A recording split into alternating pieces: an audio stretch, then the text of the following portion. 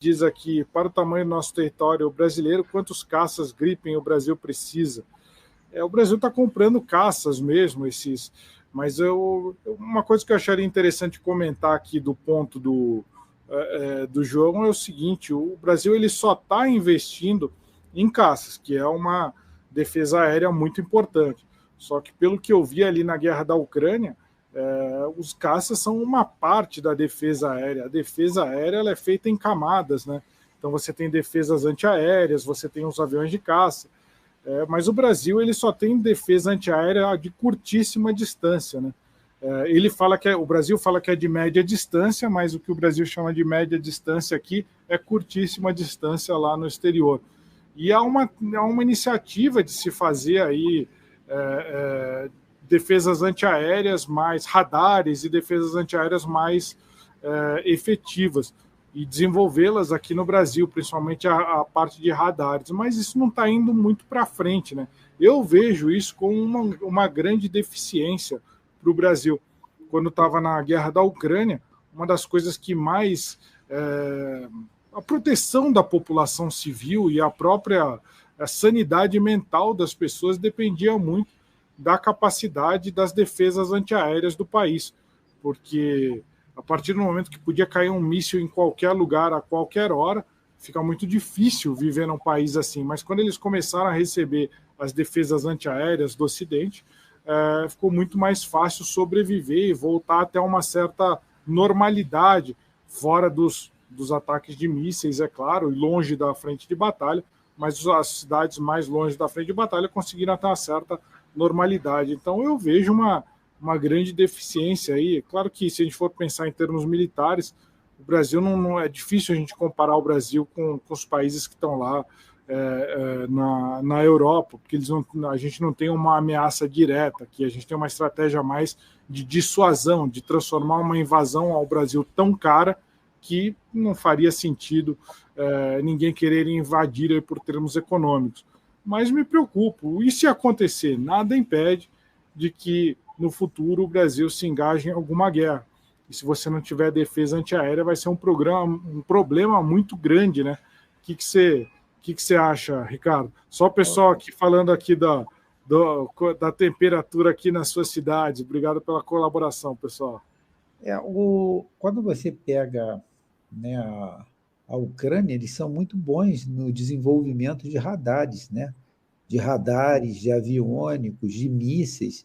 Eles têm uma qualidade de engenharia muito boa, de engenharia aeronáutica, né? Então, eles são muito bons nisso. O próprio russo também ele tem uma qualidade boa, mas na época da União Soviética, a menina dos olhos nesses parques aí, né, desses parques fabris, era a própria Ucrânia, né? Nessa parte de aviônico e tudo, né?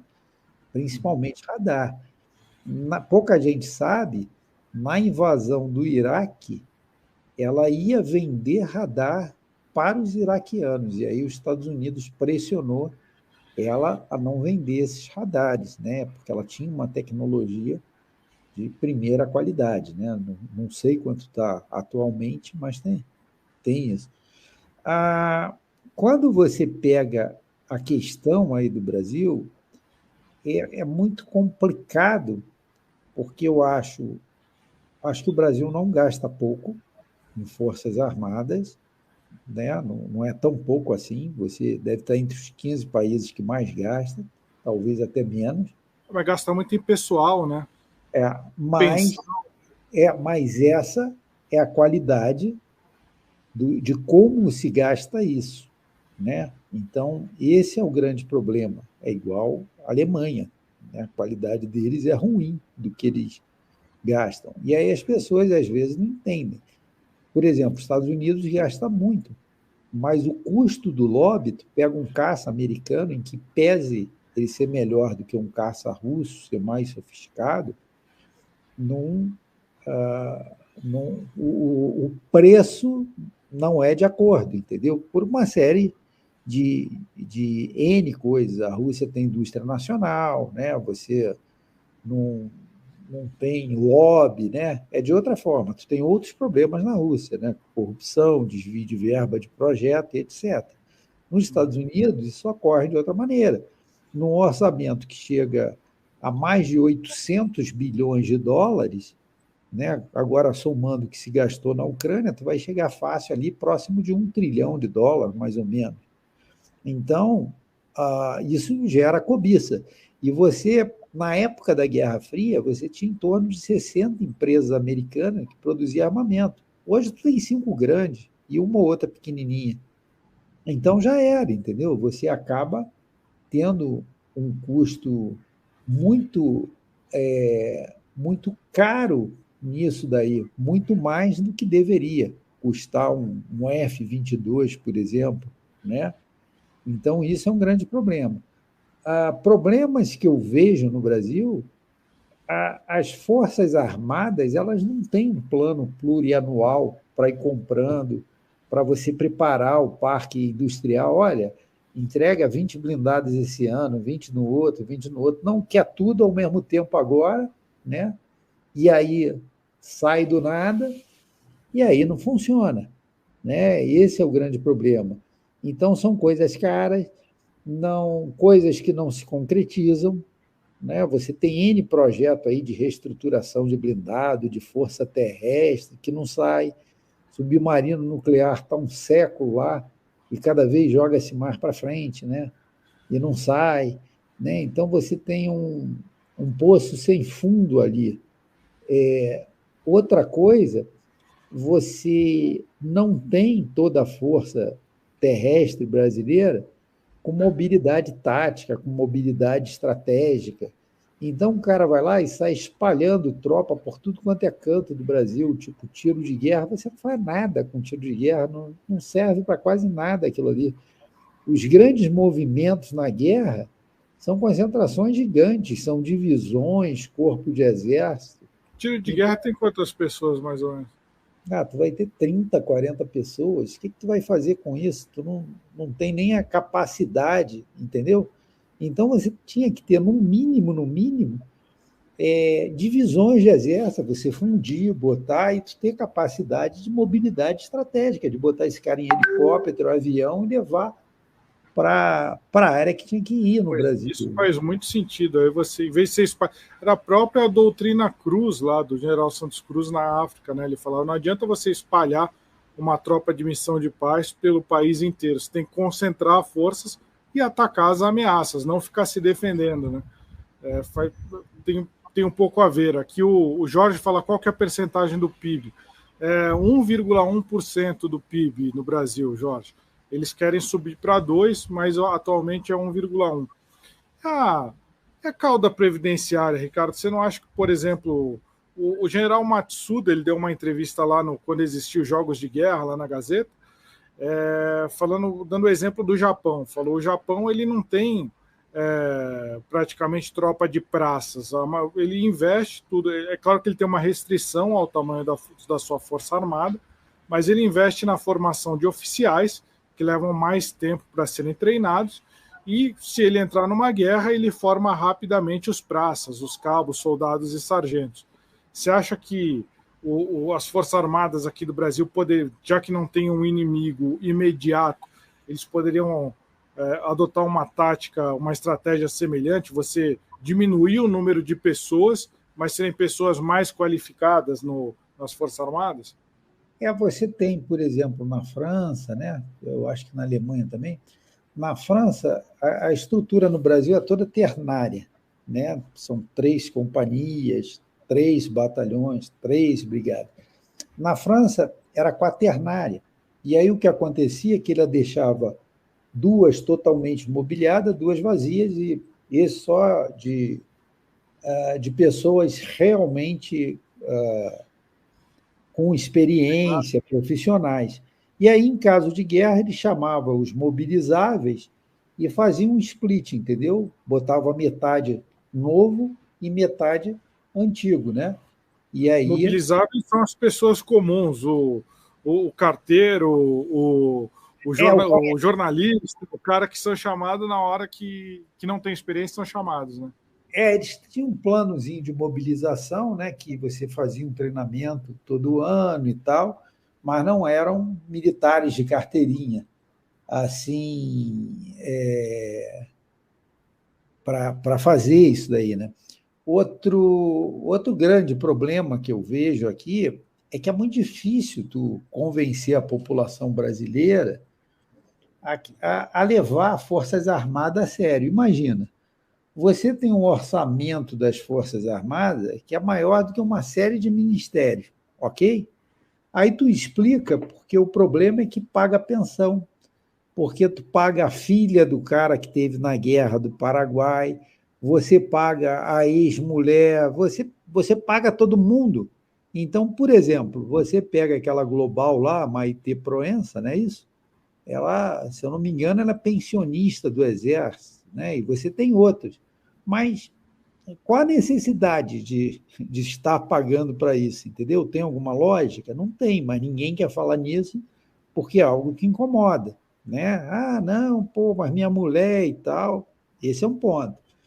Segundo ponto que você tem, como é que você vai justificar para a população? Você desce de manhã, passa um traficante com um fuzil na tua porta. E cadê? Cadê para A onde função está social. indo? Então, assumiu-se, né, criou-se uma narrativa que o tráfico é um problema de segurança pública, ok, eu concordo, até determinado nível. Quando o tráfico ele cria um Estado paralelo, quando ele faz criminal do tráfico, ele tem regras próprias, tem lei, e você tem um Estado paralelo, isso é um problema de segurança nacional, já deixou de ser de segurança pública há muito tempo.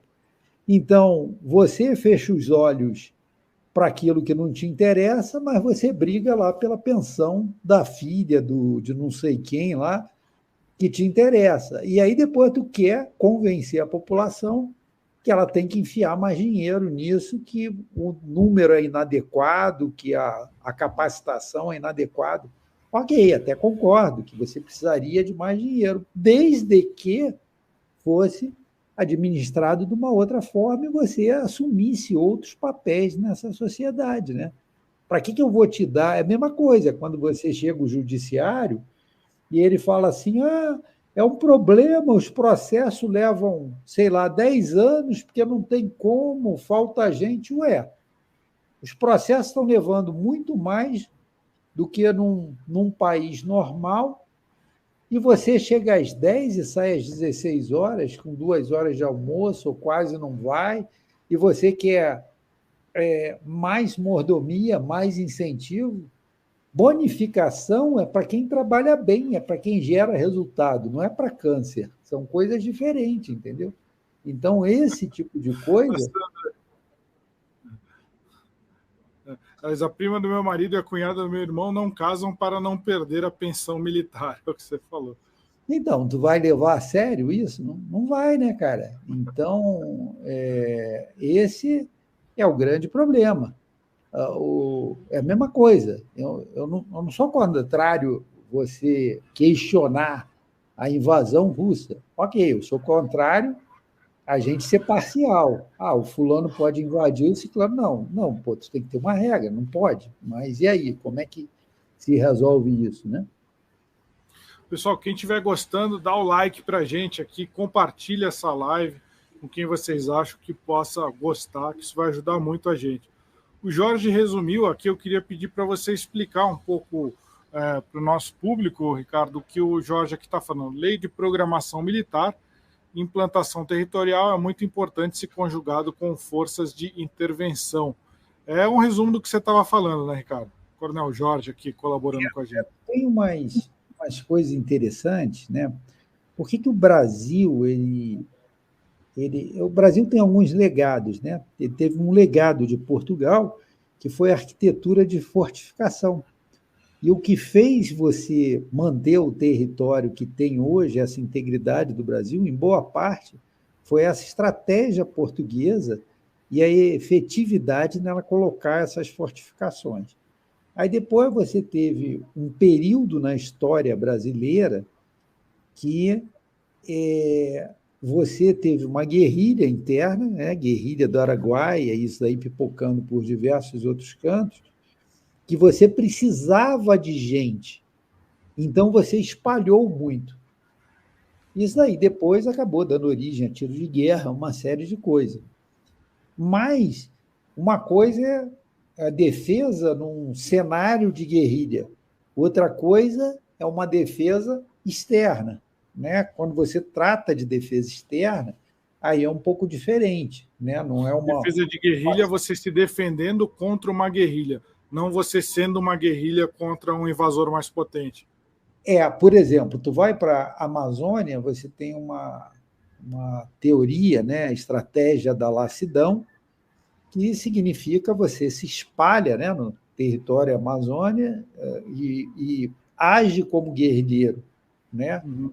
E você desgasta uma potência muito maior que venha